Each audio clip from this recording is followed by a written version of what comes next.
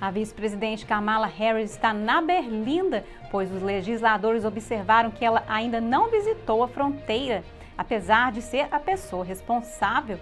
E falando de infraestrutura, o senador Joe Manchin disse que prefere um projeto de lei menor e mais direcionado ao proposto pelo presidente Biden. Ele disse que a proposta do Partido Republicano é um bom começo. E oficiais da patrulha de fronteira dizem que há um aumento no número de contrabandistas que trazem imigrantes ilegais para os Estados Unidos. Esses grupos são 100 ou mais imigrantes ilegais. Confira todos esses assuntos hoje no Diante dos Fatos.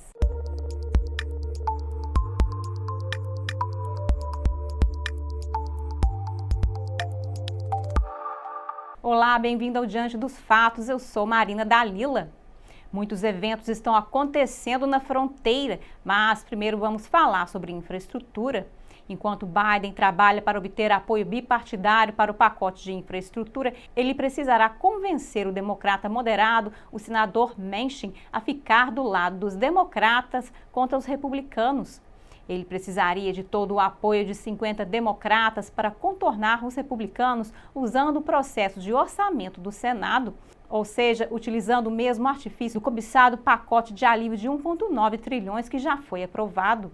Ou ele precisaria ter 10 republicanos a bordo. O plano de Biden prevê o aumento de impostos corporativos de 21% para 28%. Mas Manchin disse que não apoia, ou seja, Biden pode ter que modificar seu plano para obter o apoio de que precisa, seja de Manchin ou dos republicanos. Manchin disse que prefere uma conta de infraestrutura menor e mais direcionada. Ele vai contra o pacote de infraestrutura de vários trilhões de dólares de Biden. Ele disse à CNN que apoia um projeto bipartidário menor. Ele quer ter como alvo a infraestrutura convencional, como estradas e pontes, junto com a internet de banda larga. Manchin recuou quando foi questionado sobre estar bloqueando a agenda de Biden. Ele disse: "Não sou um obstáculo, a melhor política é um bom governo. Não posso acreditar que as pessoas acreditem nisso. Se você simplesmente fizer do meu jeito, e isso nos dará o impulso para passar para a próxima eleição." Muitos democratas querem usar o processo de reconciliação do orçamento para o plano de infraestrutura de Biden. E isso lhes permite contornar a obstrução e aprovar o projeto em uma votação de linha partidária. Manchin disse que isso seria destrutivo, dizendo: "Não vamos dar a este sistema uma chance de funcionar, não vou fazer parte da explosão deste nosso Senado, ou basicamente dessa nossa democracia ou da república que temos.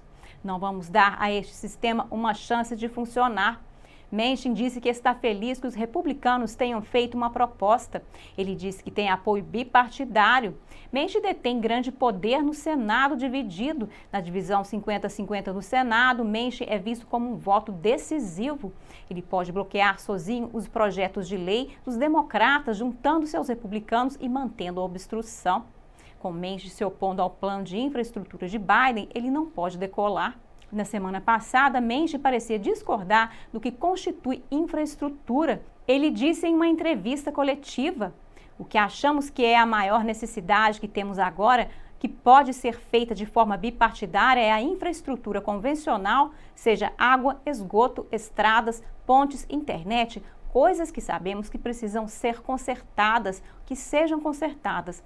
Mas ele disse que a infraestrutura é uma das colas mais fortes para unir os dois lados, dizendo: "Não há causa comum maior do que a infraestrutura", acrescentando: "Se não conseguirmos reunir a infraestrutura na atmosfera tóxica que temos em Washington, então estamos com problemas." Falando em problemas, a vice-presidente Kamala Harris está se encontrando em maus lençóis com os legisladores. Isso depois que ela continuou a adiar sua visita à fronteira, citando a pandemia. Seu relatório acaba de anunciar que ela se reunirá virtualmente com o presidente do México no próximo mês. A declaração diz: "Esta reunião aprofundará a parceria entre nossos países para alcançar os objetivos comuns de prosperidade, boa governança e abordar as causas profundas da migração." Embora o governador do Arizona, Doug Ducey, e o governador do Texas, Greg Abbott, tenham convidado Harris para visitar a fronteira e as instalações de detenção, Harris está de olho em outro lugar. Ela disse na CNN que está indo para a América Central, acrescentando: Não conseguirei chegar lá rápido. Harris está se encontrando na Berlinda, já que as autoridades observam que ela ainda não visitou a fronteira desde que foi nomeada como pessoa responsável pela região. Ela também ficou 31 dias sem dar uma entrevista coletiva para tratar da crise da fronteira. O senador Ted Cruz criticou Harris dizendo que ela ficou confusa quando visitou a fronteira errada. Harris visitou New Hampshire para ajudar a apoiar a candidatura à reeleição da senadora democrata Maggie Risson no estado. A última vez que Harris esteve lá foi em 2019, quando ela fazia campanha para o presidente. O Partido Republicano Estadual não demorou a comentar sobre sua visita, dizendo no Twitter: "Bem-vinda à fronteira errada. Como você viaja mais de 2.500 milhas de El Paso, nosso país seria melhor servido com uma visita oficial à fronteira sul, não uma viagem de campanha para Maggie Risson."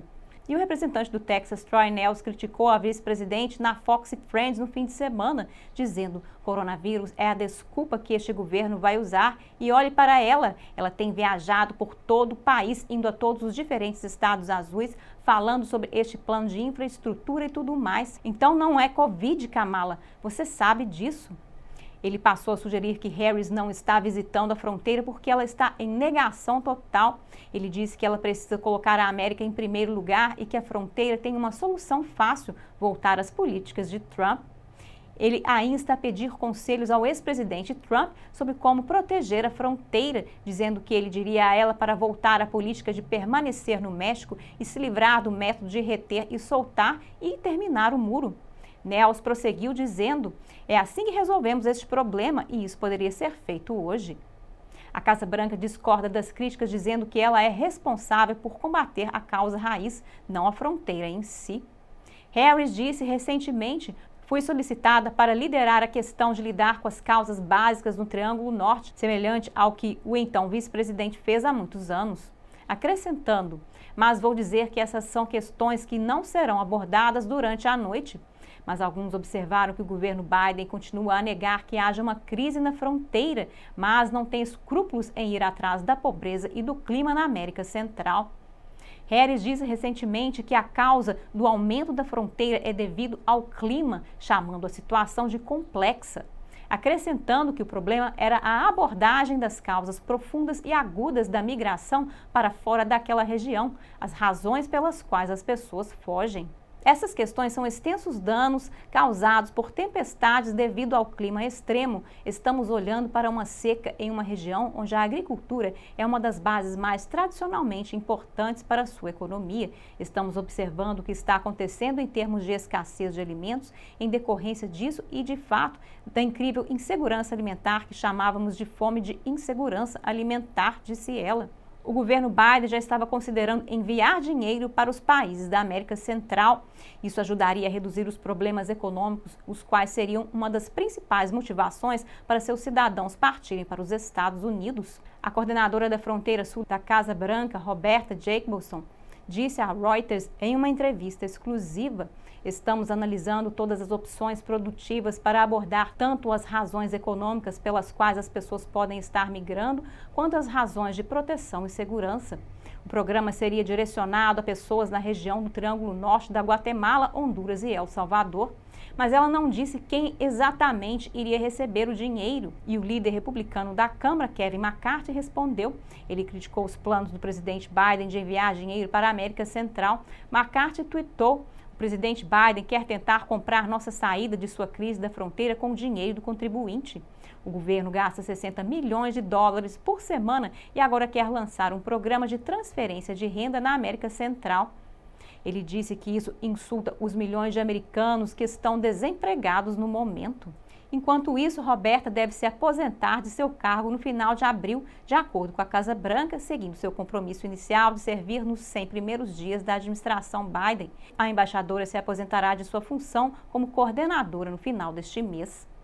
Agora, os críticos dizem que o retrocesso da política de permanecer no México é um dos fatores do aumento recente de imigrantes. Essa política permitiu que os funcionários da fronteira enviassem imigrantes ilegais de volta ao México para aguardar seus casos de asilo. Os críticos também observaram os esforços da administração Biden para perdoar os imigrantes ilegais que já estão no país por não usar o título 42 para crianças desacompanhadas. O título 42 aceleraria o processo de expulsão de imigrantes. O número de passagens ilegais na fronteira aumentou desde que Biden assumiu o cargo. Em março, as travessias ilegais da fronteira ultrapassaram 150 mil, diante de 75 mil em janeiro. O número de menores desacompanhados ou crianças também aumentou, com março vendo quase 19 mil em comparação com cerca de 13 mil em janeiro. Os Estados Unidos têm lutado para contê-los, abrindo mais de uma dúzia de novas instalações e pedindo a pais adotivos que os recebam. E manter essas crianças imigrantes ilegais nos Estados Unidos custa milhões por semana, cerca de 60 milhões por semana, de acordo com membros da Casa Republicana em uma publicação no Washington Post. Funcionários do Departamento de Saúde e Serviços Humanos disseram à época em um comunicado que o custo médio para cuidar de uma criança em uma instalação permanente é de $290 por dia, mas esse custo salta para cerca de $775 por dia para crianças em instalações de emergência temporárias devido às necessidades de desenvolver instalações rapidamente e à contratação de pessoal significativo por um curto período de tempo. Também houve um aumento de contrabandistas trazendo imigrantes ilegais pela fronteira, de acordo com os oficiais da fronteira. Na quinta-feira, os contrabandistas trouxeram grupos de 100 ou mais pessoas ilegalmente dos Estados Unidos. Oficiais da fronteira disseram que encontraram 3 grandes grupos, totalizando 320 imigrantes ilegais perto de Edimburgo, no Texas, em um período de 2 dias.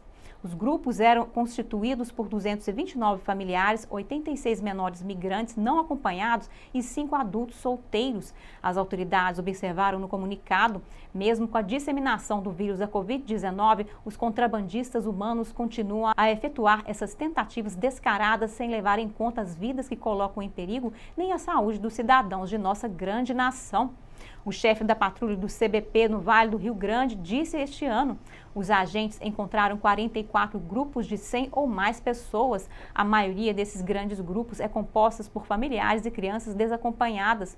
O comunicado de imprensa afirma: os agentes da patrulha de fronteira dos Estados Unidos do setor do Vale do Rio Grande continuarão a proteger a nação e a comunidade contra esses elementos criminosos. O chefe da Segurança Interna, Alejandro Mayorkas, disse que este ano os Estados Unidos está a caminho de encontrar mais imigrantes ilegais cruzando a fronteira do que em qualquer ano nas últimas 2 décadas.